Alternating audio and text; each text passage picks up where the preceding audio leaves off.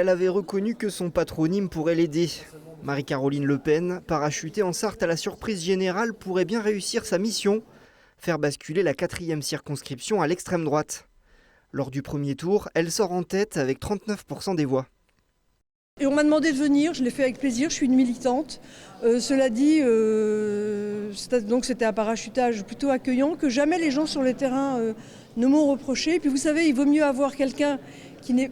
D'abord, je suis partout chez moi en France.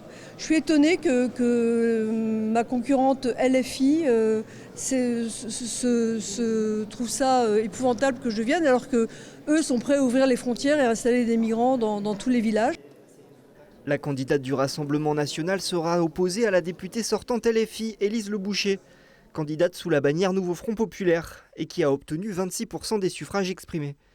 La clarification n'est intervenue qu'en fin de matinée, ce lundi, lorsque Sylvie Cazenave-Perret, en position de se qualifier au deuxième tour, a annoncé son désistement. Une triangulaire serait vouée à l'échec. J'en prends acte. Je me retire donc, ayant fait de mon mieux pour éviter l'entrée possible d'un autre membre du clan Le Pen à l'Assemblée nationale.